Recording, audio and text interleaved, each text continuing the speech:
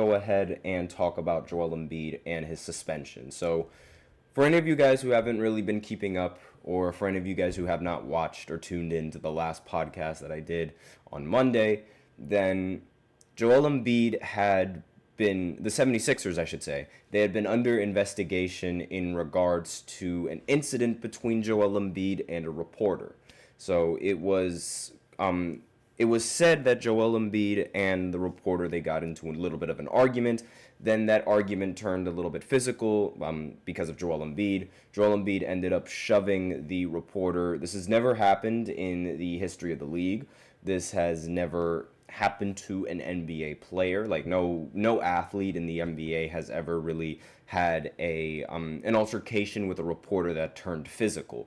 Regardless whether it was just a shove or whatever happened, it just hasn't happened in the history of the NBA.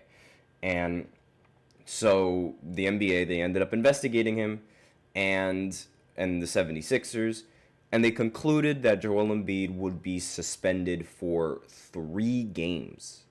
Just 3 games he's going to be suspended. Now, judging by, if you guys can tell by my tone, I feel like the suspension should have been for a much longer period of time, because I feel like 3 games is like, it's literally just a slap on the wrist.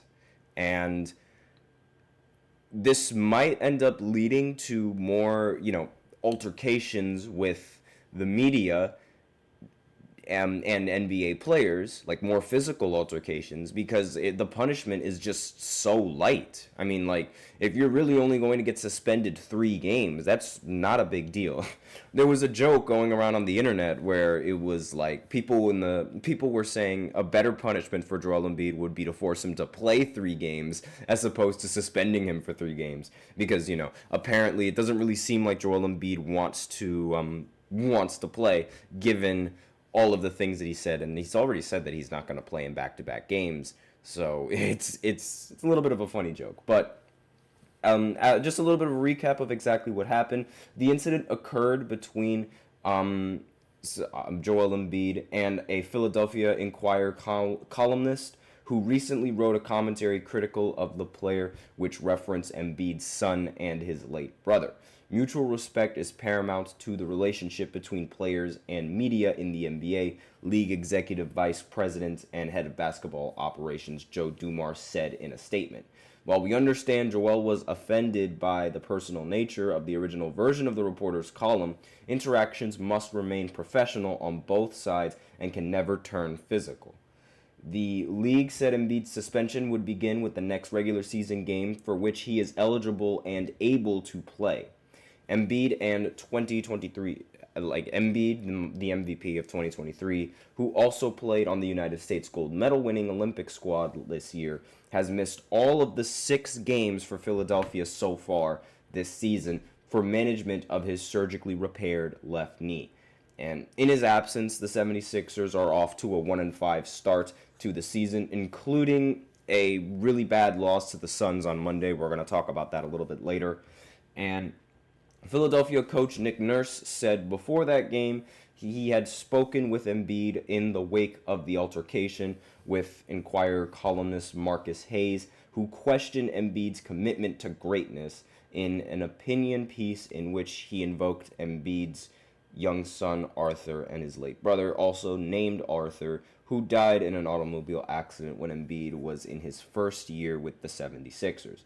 As always, I asked how he was feeling first of all and tried to get him locked into what we're doing, Nurse said, adding that the team had been able to get Embiid more involved but did not yet know when he would be ready to play. So this is just, the same issue that we've been dealing with Joel Embiid for the longest time. Just the what seems to be like the inability to play or the lack of wanting to play. And it's a really big problem, especially like if you are a Sixers fan, because this does not make sense. This is almost rather uncalled for, the entire situation that the 76ers are in. This is sort of supposed to be their year where they're supposed to be one of the originally before the season started, I had them in one of the top 3 teams, or like at the top 4 teams of the entirety of the Eastern Conference. And here they are, being one of the worst teams in the entirety of the Eastern Conference, primarily because of the lack of Joel Embiid's availability. And this little incident doesn't really help that situation in the slightest. I mean, like, this guy is just I don't even know what to say. I mean, like, it really does seem like he doesn't want to play given everything that he's doing. And in regards to the entire altercation, I genuinely think that Joel Embiid should be suspended indefinitely. Like, really, I feel like he should be suspended indefinitely because there's no reason to do this and that. There's no reason to even have a physical altercation with somebody who you most likely tower over. Remember, Joel Embiid is 7 feet tall and weighs 300 pounds, right? Chances are he can best any sort of reporter in a fight if that were to ever happen. I'm not saying that that's what he wants to do. I'm not saying that that's, going to happen, but chances are he is going to best that reporter, assuming he doesn't flop. But aside from jokes, like, you're essentially picking on somebody that is nowhere near, like, your level of height and it has no way of being able to defend himself against you. Like, it's like you're a big fish in a small pond, relatively speaking, in that instance. Like, you're just the bigger fish and you are going to come out on top anyway. There is absolutely no need to stoop down to somebody's level like that and make the altercation physical. Like, there was just no need for it. And because there's no need for it, and in regards to his height, and I don't just say that about him, I say that for a lot of NBA players, because a lot of NBA players, they make reporters and everyone else look so short. I mean, like, look at Steph Curry. Steph Curry makes George Kittle look small, which on an NFL field, it doesn't really feel like George Kittle is that small when you see him compared with everyone else. But when you compare him to Steph Curry, who is one of the smaller guards in the NBA, he looks small. And that really says a lot. So imagine how Joel Embiid must make the rest of these people feel. Like, it does not make any sense why he would pick on somebody like that. Not to mention why the NBA didn't suspend him for a much longer period of time. I mean, this was an assault, more or less. Like, again, it was a physical altercation, but pushing somebody that is most likely not even going to be nowhere near twice your size, or nowhere near as tall as you. That's just like picking on somebody. That's like, it really doesn't make any sense. Like, the suspension, I feel like it should have been indefinitely, because, like, this would discourage a lot of the players from actually being able to do this. Because, I mean, if Draymond did this, he would without a doubt be suspended indefinitely from the entire league. In fact, let me know in the comments what you guys think of this. If Draymond Green had this altercation with a reporter, what do you think his punishment would have been? Do you think he would have been suspended for a year? Do you think he would have been suspended indefinitely? Do you think he would have been kicked out of the league? Let me know in the comments what you guys think. But if this was somebody else, if this was Draymond Green, then I feel like the suspension would have been much, much, much greater. And that's a really sad thing to say, because, like, I feel like this entire altercation, it should have never happened. Again, NBA players are supposed to remain professional. I'm not saying that the columnist was right to talk about Joel Embiid or his family like that, but regardless of the situation, Joel Embiid should have remained professional, and he shouldn't have let that get into his head. I understand it's like, attacking a family member and things like that, but he also essentially threatened the reporter, which, again, is not something that you want to do as a professional athlete, and I feel like that shouldn't have been taken lightly. And this might encourage more players to do so. But again, like, we'll see how that works. I don't really think that that's what's going to happen. But again, anything can happen, and anything is possible at this point.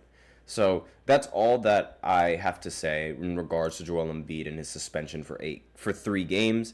And with that out of the way, we can go ahead and go into the second segment, which is talking about Jamal Murray and Aaron Gordon and their availability for these next few games. as well as what this could mean for the Denver Nuggets going into the future. And I'll go ahead and I'll explain that right after this short break, so stay tuned if you guys are interested. I feel like I'm losing my mind. Is everybody in the world blind? Please, Lord, give me a sign, a sign. I feel like I'm losing my mind. Is everybody in the world blind? Please, Lord, give me a sign, a sign. I wanna be the greatest. Everybody on the fake shit. I look around and feel like everybody is the fakest. I make this every day and I'm impatient, hoping one day I blow up from the basement. Statement, the top is so vacant. I don't hear shit that I think is amazing. Waiting for my day when I'm playing sold out shows for 1,000 faces. Hey, give me that crown. Get in my way and to be put down. It ain't your place, all this my town. If I want that shit, then I'll get it right now. I'm losing it, the noose it fits. I'm losing shit, a stupid myth. You choose to live or choose to dip. You choose to fight or lose your grip and lose a gift. Oh. I feel like I'm losing my mind. Is everybody in the world blind? Please, Lord, give me a sign, a sign. I feel like I'm losing my mind. Is everybody in the world blind?